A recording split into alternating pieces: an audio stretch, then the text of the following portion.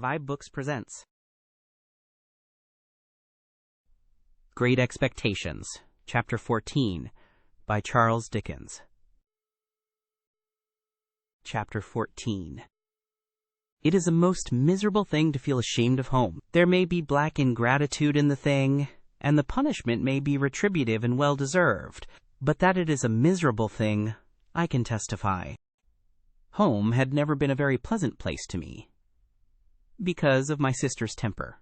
But Joe had sanctified it, and I had believed in it.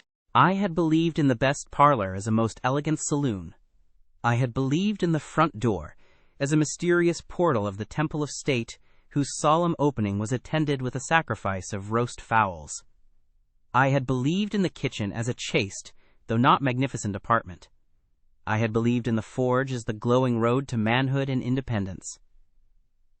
Within a single year, all this was changed.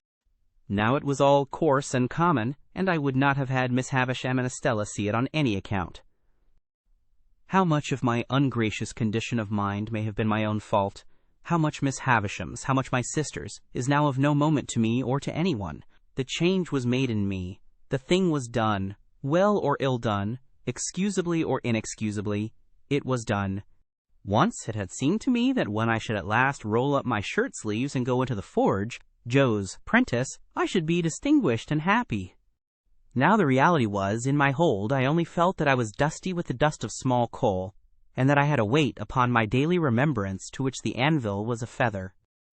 There have been occasions in my later life, I suppose, as in most lives, when I have felt for a time as if a thick curtain had fallen on all its interest and romance, to shut me out from anything save dull endurance any more. Never has that curtain dropped so heavy and blank, as when my way in life lay stretched out straight before me through the newly entered road of apprenticeship to Joe. I remember that at a later period of my time, I used to stand about the churchyard on Sunday evenings when night was falling, comparing my own perspective with the windy marsh view, and making out some likeness between them by thinking how flat and low both were, and how on both there came an unknown way, and a dark mist, and then the sea. I was quite as dejected on the first working day of my apprenticeship as in that aftertime, but I am glad to know that I never breathed a murmur to Joe while my indentures lasted.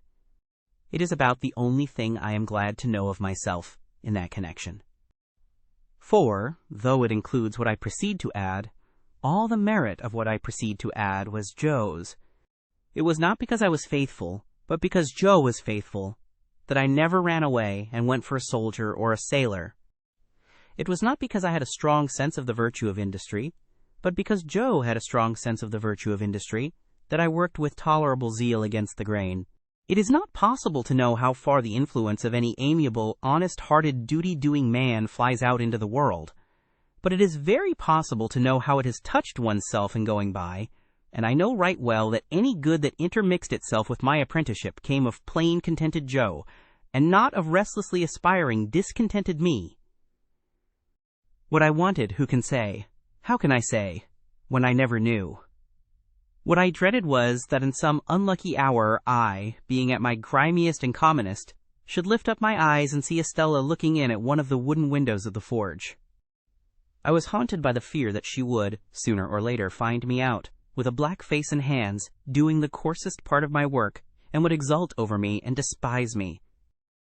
Often after dark, when I was pulling the bellows for Joe, and we were singing Old Clem, and when the thought how we used to sing it at Miss Havisham's would seem to show me Estella's face in the fire, with her pretty hair fluttering in the wind and her eyes scorning me, often at such a time I would look towards those panels of black night in the wall, which the wooden windows then were, and would fancy that I saw her just drawing her face away, and would believe that she had come at last.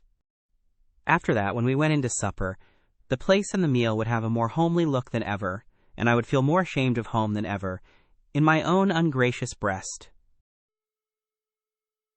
Thank you for tuning in to vibeBooks. We hope you enjoyed this journey. Please consider liking, commenting, and subscribing to our channel. Check out our playlist or explore vibeBooks for more classic stories. Until next time, happy listening.